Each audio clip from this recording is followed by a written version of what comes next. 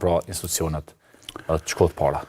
Po ta shumë pres, mendoj që kjo do të sjellë një ngërë sa do t'jetë, ndërsa mund të jetë një fazë tranzitore, sikur që thash, me minimum votave që do të sigurohen nga pakitat, nuk këto bashkësi tjera që kanë kvotën, pra flas edhe ato bashkë me shumë mund nga se ato po bojnë në kurzim, duke marrë parasysh edhe nismën e zoti Fatmir Lima, i cili ka ofruar këtë mundësi, mendoj që kjo mund të bëhet ajo shumicë e thjesht, por ajo këtë rrjedh deri në atë momentumin kur vije pas disa muajsh çështja e zgjedhjes së presidentit. Mendoj që kjo nuk është rruga.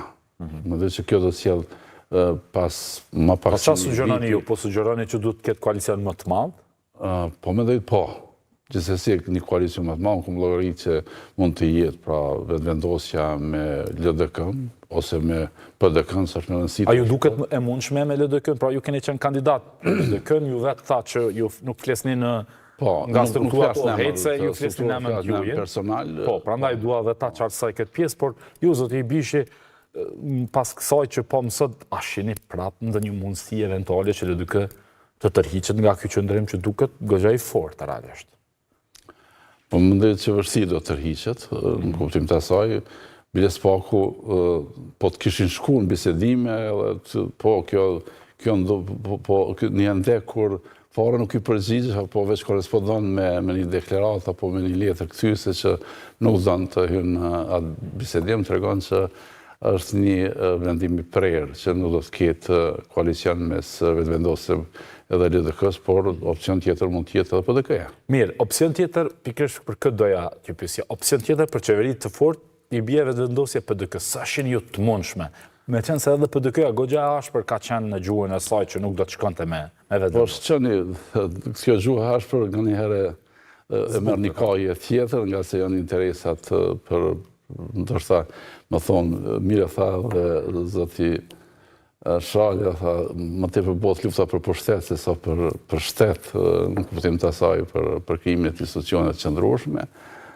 Ndoshta do të vjen deri te një opcion, po prap akoma ai hendek edhe ato qëndrimet tekanake apo inatçore të liderëve tonë që me çdo kusht të refuzojnë diçka, edhe ajo pjesa fyrse që nuk i falet kryeministit aktual me hajvanate ku ta diune që s'është një gjuhë as politike as them konsensusit. Po, një konsensusit më shumë çfarë do të pritur, ka se ai ka qenë vetëdijshëm që atëherë që se ka shumicën, edhe është dashur më kujdesshëm të sillet me deklarata të tilla.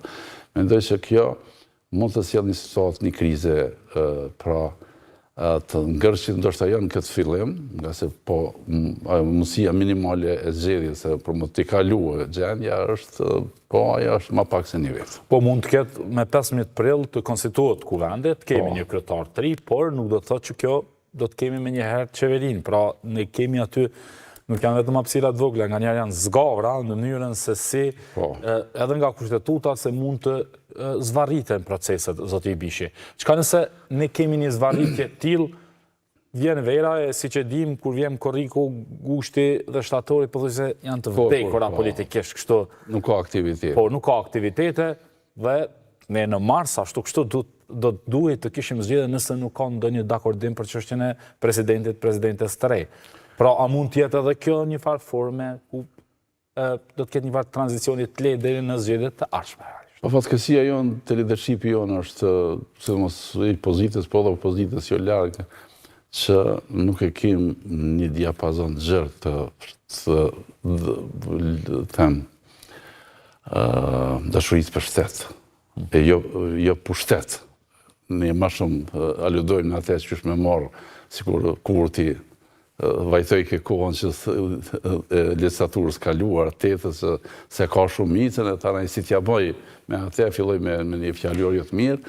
Mendoj që kjo në mënyrë e betonimit, e pozicionimit në kuluarët e brendshme të parti që nuk duhet me koalicion me këtë, kjo do të merë fond nga se unë e them edhe njëherë, s'kem pas kumat vështirë, përveç pas luftës edhe Edhe tani kur na presin një mori çështjes, unë po lidha shumë nga aspekti sigurisë, rreziqet e kërcënimeve, prej atyre globale, rajonale, edhe që kanë implementim direkt në sigurinë e Kosovës, e ne akoma përplitemi apo përplasim mes veti për çështje pra shumë primitive, ashtu du ta quaj.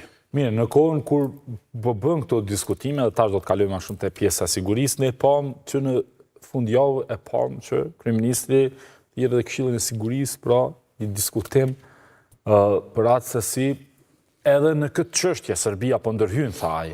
Si e pat jo, nga aspekti i sigurisë, sa vërtet është e besueshme për ju?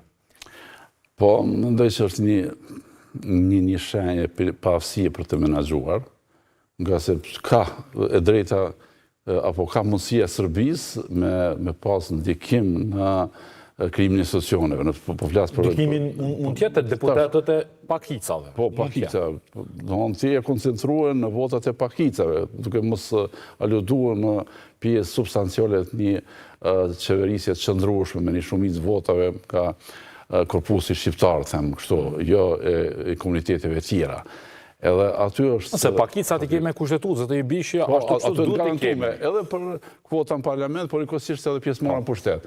Tani ai është trusnin nga se edhe pakicat po kërkojnë, atë them, kulaçi më të madh të pushtetit. Pogaçës. E për këtë arsye mendoj që kjo kemi hyrë një situatë mjaft delikate krijimit. Tash unë e them prapë, kjo mund të krijohet, pra gjithsesi parlamenti, pra ashtu si është paralajmëruar, por edhe qeveria, por me një pakicë apo me shumicë thjeshtë.